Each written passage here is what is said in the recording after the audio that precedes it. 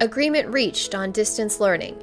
After weeks of bargaining, including 30 hours over the past 3 days, the UTLA bargaining team has reached a tentative agreement with the district on the implementation of distance learning for the remainder of the school year. Salary and health care. Educators will have no loss of regular pay or benefits during the school closure. All contractual differentials will be paid for the second semester of the 2019-20 school year. Teachers will continue to receive auxiliary pay based on performing duties virtually or otherwise.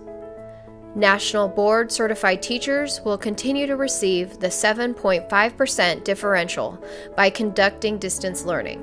For the other 7.5%, MBCTS not able to reach the 92 hours this year will receive a portion of the 7.5%, equal to the percentage of MBC hours already accumulated, and can make up the difference for the remaining portion of the 7.5% differentials in the 2020-2021 school year. Workday. The workday for all UTLA members is flexible and should total an average of 240 minutes. Planning, office hours, required professional development, faculty, department, and grade level meetings all count towards the 240 minutes. To provide students and parents with consistency and to avoid scheduling conflicts, teachers shall create, share, and follow a regular weekly schedule of instructions, student support, and 3 office hours per week. Members can be required to participate in only one 1-hour faculty meeting, grade level meeting, or department meeting per week to be held during the contractual workday. Evaluations. If the steps of the evaluation process up to and include the formal observations were completed before March 13th, the administrator will issue the final evaluation. If the steps of the evaluation process were not completed to that stage by March 13th, the employee will be re-rostered for evaluation for the 2020-2021 school year unless mutually agreed upon by both parties. Grading and assessments. In recognition of the gap in home learning resources, students will be held harmless and will not receive a lesser grade than their grade as of March 13th. Teachers have the discretion to give students a higher grade. State and district assessments scheduled for after March 13th have been suspended. Professional development. Required PD will be limited to distance learning strategies and use of technology during the month of April. Any required PD must be no longer than 1 hour and will take the place of any faculty, department, grade level meeting scheduled for the same week. LAUSD will offer optional training in using live videos for instruction. Distance learning.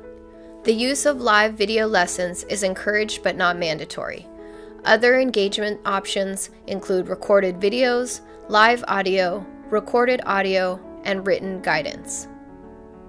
Teachers will provide distance learning with some combination of screen time, homework, reading, and related activities based on the pedagogical discretion of each educator. Teachers who do not have personal equipment, for example a laptop, for distance learning or contacting parents and students, shall make a request to their site administrator or supervisor. Health and Human Services. As with classroom teachers, the workday for HHS staff should total on average 240 minutes. To provide students and parents with consistency and avoid scheduling conflicts, UTLA members who are not teachers will create, share, and follow a regular weekly schedule of services and office hours per week. Psychiatric social workers, pupil service attendance counselors, school psychologists, and counselors will provide appointments and work with students virtually or by phone after the district issues guidelines for one-on-one student engagement. Speech and language pathologists and designated instructional services will provide support, which may include a combination of direct services, collaboration, and/or consultation. Appointments scheduled can be conducted virtually or by phone, after the district issues guidelines for one-on-one student engagement. Home visits by UTLA members, including HHS staff, are voluntary. Special education. There are still many questions regarding special education, and we are working with other unions in the state to demand clearer guidelines from the state and federal government and support for our students with IEPs. UTLA and LAUSD will continue to discuss how to provide equitable and appropriate education for students with disabilities in response to guidelines from the state and federal government. Resource specialist teachers, RSTS, and inclusion teachers will work collaboratively with core content teachers to adapt lessons according to the student's IEP. Special education teachers of students with moderate to severe disabilities will provide continuity of learning through a variety of distance learning resources as appropriate, so the students with moderate to severe disabilities have access to the same learning opportunities as other students to the extent practical. Absent a waiver of IDEA laws and regulations, the district acknowledges the need for flexibility in the service delivery module during the school closures.